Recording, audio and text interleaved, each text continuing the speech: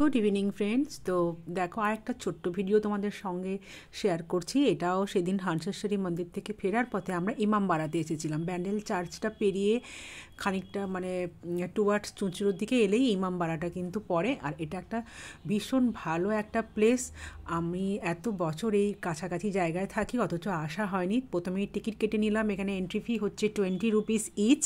তো টিকিট কেটে নিয়ে ঢুকলাম ভেতরে। আর টিকিটের মধ্যে কিন্তু এখানে কি কি দেখার জায়গা মানে আছে দ্রষ্টব্য, সেগুলো কিন্তু প্রিন্ট করা রয়েছে। তো তোমরা সেটা কিন্তু গাইডলাইন হিসেবে টিকিটটাকে নিতে পারো যে কোথায় কোথায় কী কী দেখবে। তো ভেতরে ঢুকে পড়েছি আমরা ইমামবাড়ার মধ্যে।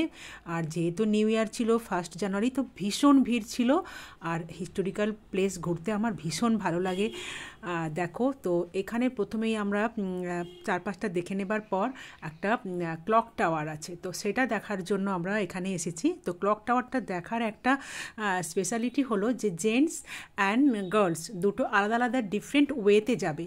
জেন্টস আলাদা, গার্লস আলাদা। তো আমি গার্লসের রাস্তা দিয়ে এখানে এসেছি। দেখো, গোল গোল ঘুরে সিঁড়ি ওপর দিয়ে উঠছি। ভেতরটা বেশ অন্ধকার, যেহেতু ঢোকার সময় তবুও বিকেল ছিল বলে আলো পেয়েছি, কিন্তু নামার সময় কিন্তু বেশ অন্ধকার হয়ে গেছিলো। তো মোবাইলের লাইট দিয়ে কিন্তু আস্তে আস্তে নেমেছি। আর এটা হচ্ছে ওই ক্লকগুলো যেগুলো ইচ 15 মিনিটস গ্যাপে এগুলো বাজানো হয় অ্যাকচুয়ালি হাত দিয়ে, যে দড়ি বাঁধা রয়েছে। ভীষণ বড় এবং ভীষণ ওয়েটি একটা ক্লক দেখলাম, হিস্টোরিক্যাল, ভীষণ ভালো লাগছিল। এর গল্প আমি বিশেষ জানি না, তো সার্চ করে আমাকে এটাও দেখতে হবে, জানতে হবে আমার, কেননা মাইথোলজিক্যাল ব্যাপারগুলো আমার ভীষণ ভালো লাগে। এটা ওপর থেকে নিয়েছি ছবিটা, একদম টপে গঙ্গা দেখা যাচ্ছে আর ভীষণ ভালো ভিউ। এটার শর্ট ভিডিওটা আমি তোমাদের সাথে পরে শেয়ার করব।